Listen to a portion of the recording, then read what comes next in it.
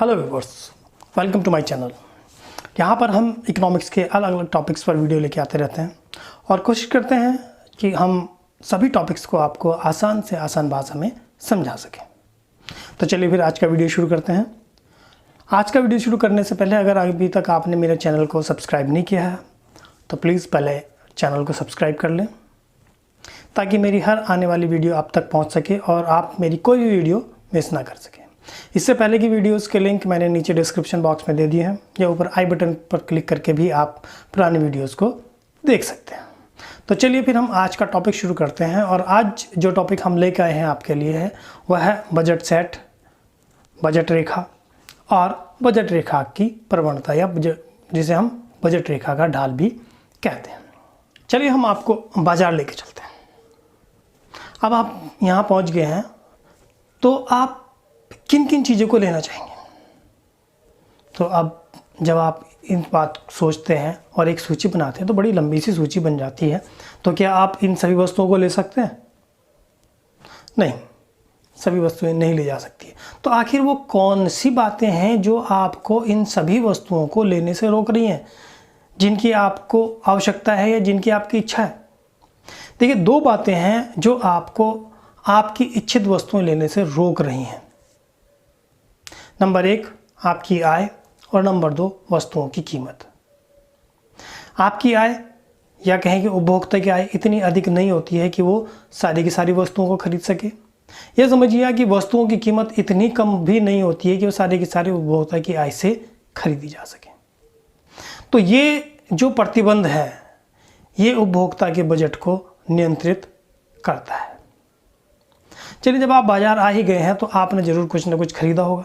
चलिए, अगर हम देखें कि आपने किन किन वस्तुओं को लिया है तो हम देखते हैं कि आपने उतनी ही वस्तुओं को लिया है जिनकी कीमत आपकी आय के बराबर है या उससे कम है।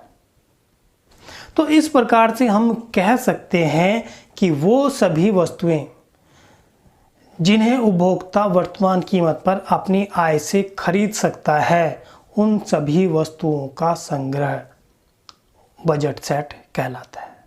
यानी बजट सेट में वो सभी वस्तुएं हैं जो उपभोक्ता प्रचलित कीमत पर अपनी आय से खरीद सकता है। तो अगर हम इसको सूत्र रूप में देखें यानी इसकी एक इक्वेशन बनाएं तो बजट सेट की इक्वेशन बनती है कि P1x + P2y is less than equal to m। P1 x वस्तु की कीमत है, P2 y वस्तु की कीमत है और m उपभोक्ता की आय है। तो इस तरह से ये हमारा बजट सेट निकल कर आ जाता है। इसके बाद हम बात करते हैं बजट रेखा की। चलिए अब इस बजट रेखा को समझते हैं। इसके लिए हम एक काल्पनिक चरित्र लेते हैं, मिस्टर जॉन, जिनके पास की 100 रुपये हैं और वो इन 100 रुपये को लेकर बाजार जाते हैं। बाजार में उनको दो चीज़ें दिखाई देती हैं, आइसक्रीम और बिस्किट। आइसक्रीम की कीमत 20 रुपये है और बिस्किट की कीमत 10 रुपये है। ऐसी स्थिति में अगर जॉन पूरे के पूरे पैसे आइसक्रीम पर खर्च कर दें तो उन्हें 5 आइसक्रीम मिलेंगी, लेकिन ऐसी स्थिति में वो बिस्किट नहीं ले पाएंगे। या वो अपनी पूरी की पूरी आय को बिस्किट पर खर्च कर दें तो उन्हें 10 बिस्किट मिलेंगे, लेकिन ऐसी स्थिति में वो आइसक्रीम नहीं ले पाएंगे। इसके अलावा भी कई संयोग बनते हैं कि मान लेते हैं कि वो 5 आइसक्रीम ना लेकर 4 आइसक्रीम ले लें। तो ऐसी स्थिति में उनके पास 2 बिस्किट लेने के लिए पैसे बच जाते हैं या 2 बिस्किट लेने का अवसर मिल जाता है। तो ये जो अलग अलग संभावना है यहाँ पर हमने आपको एक टेबल में दिखा रहे हैं उनको कि अलग अलग संभावनाएं हैं जो मिस्टर जॉन अपने इन 100 रुपये को खर्च कर सकते हैं और इन हर एक संभावनाओं पर उनके 100 रुपये खर्च हो रहे हैं। यानी अगर वो एक वस्तु को बढ़ाते हैं तो दूसरी वस्तु उन्हें घटानी पड़ रही है। इस चीज़ को अब हम एक जरा रेखा चित्र से देखते हैं। तो यहाँ पर जो हम ये रेखा चित्र आपको दिखा रहे हैं कि मान लेते हैं कि x एक्सिस पर हम आइसक्रीम रख लेते हैं और y एक्सिस पर हम बिस्किट रख लेते हैं। तो अगर जॉन सारे की सारे बिस्किट लेना चाहते हैं तो उनको 10 पैकेट बिस्किट मिलेंगे और अगर वो सारी की सारी आइसक्रीम लेना चाहते हैं तो यहाँ एक्स एक्सिस पर देख सकते हैं हम कि वो 5 आइसक्रीम ले पाएंगे। तो अगर इन दोनों संभावनाओं को मिलाती हुई एक रेखा खींचे तो वो जो रेखा खींची जाएगी, वो जो रेखा बनेगी, उसको हम बजट रेखा कहते हैं। बजट रेखा के प्रत्येक बिंदु का मान उपभोक्ता की आय के बराबर होता है। इसको अगर हम एक सूत्र में देखें तो इसका जो सूत्र बनता है वो P1x प्लस P2y बराबर m। यहाँ पर P1 और P2 ये x और y वस्तु की क्रमशः कीमतें हैं और m उपभोक्ता की आय है। तो यहाँ पर जो अलग अलग संयोग बने हैं उन अलग अलग संयोगों को अगर हम यहाँ पर मिलाएं तो ये जो अलग अलग बिंदु बनते हैं A, B, C, D, E, तो प्रत्येक बिंदु का मान वो उपभोक्ता की आय के बराबर है। यानी यहाँ पर हम देख रहे हैं कि उपभोक्ता का आय 100 रुपये है, तो A बिंदु का मान भी 100 रुपये, B का भी, C का भी, D का भी, E का भी, यानी ये सारे बिंदु 100 रुपये के बराबर है। तो इस प्रकार से हम अगर बजट रेखा को परिभाषित करें तो हम कह सकते हैं कि बजट रेखा के अंदर वो सभी वस्तुएं आती हैं जिनकी कीमत उपभोक्ता की आय के ठीक बराबर होती है। तो ये जो लाइन हमारी है इसको हम बजट रेखा कहते हैं। चलिए अब बात कर लेते हैं बजट रेखा की स्लोप की, कि बजट रेखा का स्लोप हम किस तरह से निकालते हैं। तो बजट रेखा की स्लोप निकालने के हमारे पास 2 तरीके हैं। तो सबसे पहले हम जो गणितीय विधि है किसी रेखा के स्लोप को निकालने की, हम पहले उसका प्रयोग करते हैं। तो जो गणितीय विधि है किसी रेखा के स्लोप को निकालने की, उसका फॉर्मूला है y = mx प्लस c। यहाँ पर m स्लोप को दिखा रहा है, c एक कांस्टेंट वैल्यू को दिखा रहा है। कांस्टेंट वैल्यू यानी जो हमारा वर्टिकल इंटरसेप्ट है उसको बता रहा है। तो जो हमारा फॉर्मूला है बजट रेखा का वो है P1x प्लस P2y बराबर m। तो इसको हम जो हमारा मैथमेटिकल फॉर्मूला है उसके हिसाब से एडजस्ट करते हैं। तो हम इसको जब एडजस्ट करेंगे ये होगा P2y = m माइनस P1x। अब इस P2 को भी दूसरी साइड ले जाते हैं। तो जब हम इसको दूसरी साइड ले जाते हैं तो इक्वेशन बनती है कि y = m minus P1x upon P2। ये जो P2 है यहाँ इन दोनों वैल्यूज़ को ये डिवाइड करेगा। तो इस तरह से ये जो हमारी नई वैल्यू बनेगी तो y = m/P2 minus P1/P2 of x। अब इसको हम जो हमारी स्ट्रेट लाइन का फॉर्मूला है उसके हिसाब से रख लेते हैं। तो ये जो नया फॉर्मूला हमारा बना है ये है y = minus P1/P2 of x plus m/P2। तो आप यहाँ पर देखेंगे कि y की जगह y है और m की जगह क्या आ गया है, माइनस P1/P2, x की जगह x है और ये हमारा वर्टिकल इंटरसेप्ट जो कांस्टेंट है वो है। तो इस तरह से जो हमारे पास जो इस लाइन का स्लोप निकल के आया है वो आया है माइनस P1/P2।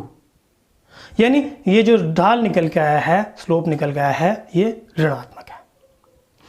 तो जो बजट रेखा का ढाल है वो ऋणात्मक होता है। तो आखिर ये बजट रेखा का ढाल ऋणात्मक क्यों होता है?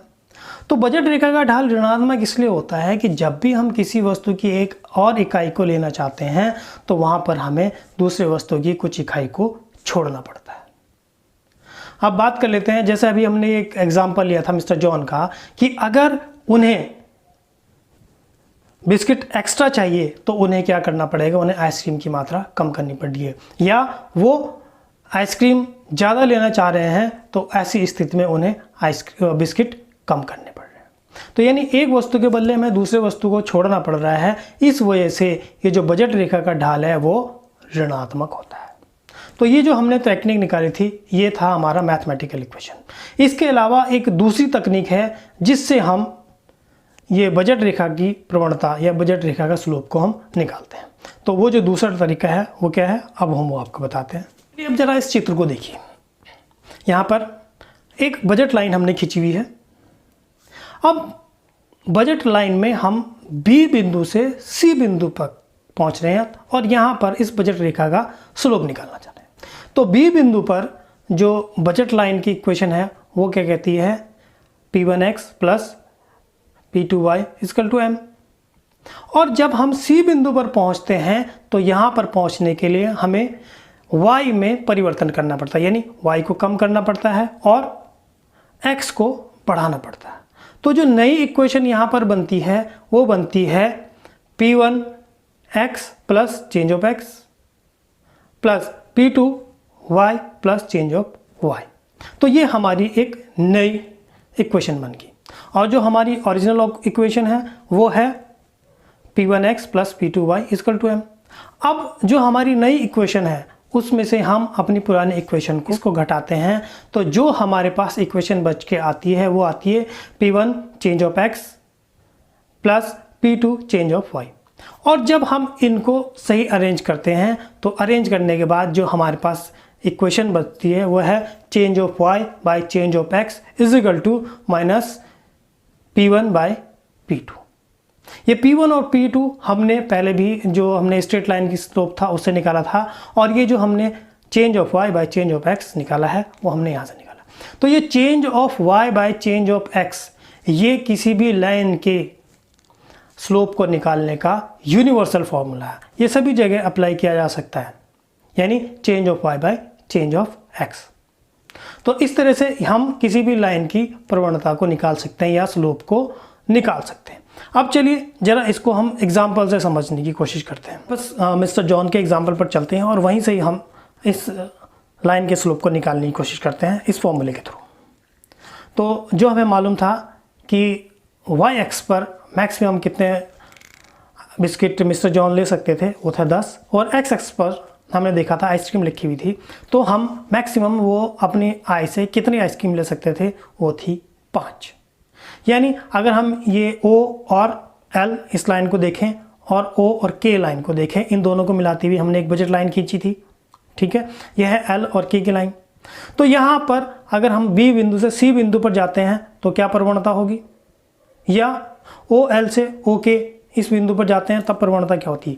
देखिए जो स्ट्रेट लाइन होती है, स्ट्रेट लाइन का स्लोप हमेशा बराबर होता है, चाहे वो B से C जाए या J से M जाए या P से Q जाए या OL से आपका OK तक जाए, इन सभी जगह पर जो स्लोप होगा वो बराबर होगा।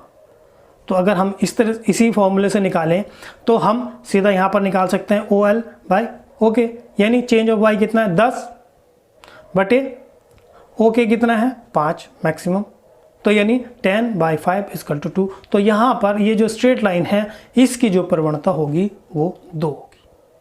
और अगर हमें दोनों वस्तुओं की कीमत पता है तब भी हम प्रवणता निकाल सकते हैं, यानी हमारा जो फॉर्मूला है P1 बाई P2। तो यानी P1 यानी x वस्तु की कीमत कितनी है 20 रुपये, बाई P2 यानी हमारी y वस्तु की कीमत कितनी है 10 रुपये, तो 20 बटे 10 बराबर 2। यानी अगर हमारे को स्लोप पता है तो हम स्लोप के सहायता से, और अगर हमें कीमत पता है तो कीमत की सहायता से हम किसी भी रेखा का स्लोप निकाल सकते हैं। तो ये था हमारे पास उपभोक्ता की बजट रेखा की प्रवणता निकालने का मेथड। उम्मीद है आपको मेरा ये वीडियो पसंद आया होगा, और अगर आपको मेरा ये वीडियो पसंद आया है तो इसको लाइक, सब्सक्राइब और शेयर जरूर